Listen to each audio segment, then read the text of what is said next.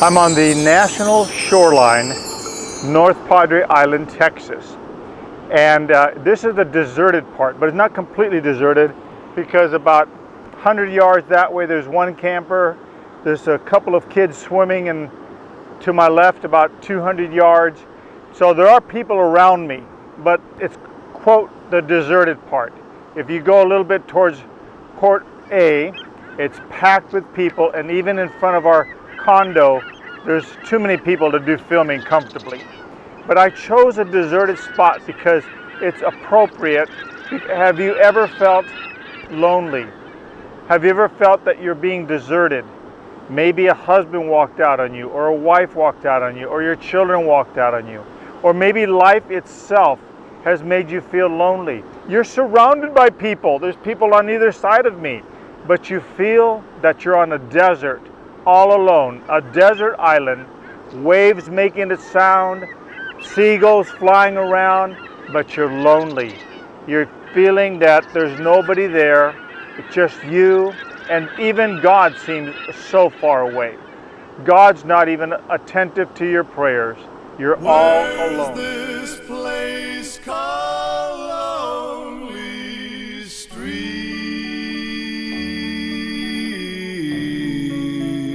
In your life. Life is full of lonely street, and you're going to continue to have that throughout your life, and you're not alone. Take courage in the fact that great people felt alone. The prophets in the scriptures, they felt all alone. Even Elijah, as you know that story, was sent out and he felt alone. There was a season in my life that I felt all alone. My father had died at 7.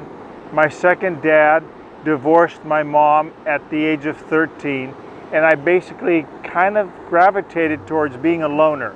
And it was probably a mechanism to protect myself from hurt. And sometimes we'll put up walls, and those walls we put up of our own choosing because we don't want anybody to scale the wall to hurt us. So sometimes being alone is a fact that we've made ourselves be alone because we're afraid that people are going to hurt us. You've got to get over that, because if you're fearful of people hurting you, you've erected the walls, you're alone of your own choosing. Sometimes, as I mentioned earlier, you're alone because God wants you alone. He wants to speak to you. But a lot of times you're alone because you've chosen to be a loner. God does not want you to be a loner.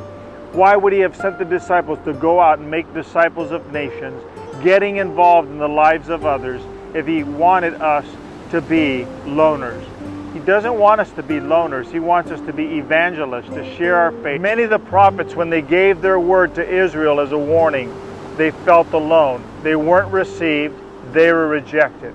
Jesus Himself felt alone. He said to His disciples, "Are you also going to leave me?" He said in the garden, "Father, take the cup if it's possible." But He felt alone because when He went up, His disciples were sleeping. He says, "Could you not even watch and pray with me? I just asked you to keep me company for a little bit, and you have forsaken me." And then, of course, on the cross, "Father, why have you forsaken me?" So He felt forsaken. King David is a prime example of when you're alone, good things can happen. Many of the Psalms that we love so much are Psalms that he wrote in his alone time in the wilderness. So God chooses to give us alone time. Jesus Himself chose to go out into the wilderness to be alone with God. The key is focus on God and don't lose the fact that God is ever present with you. And you know who learned that lesson? Hagar. Hagar was sent, as you know the story, in Genesis around 32, 34-ish. She was sent out and she was alone. She felt, "I've been rejected. Sarah doesn't want me. Abraham is obliging Sarah and has sent me out, and I'm all alone." And she basically curled up to die. She gave up hope. It was there that God spoke to Hagar and reassured her, "Hagar, there's a mighty nation that will come from you. You're not alone. I have purposed these things. I'm in control."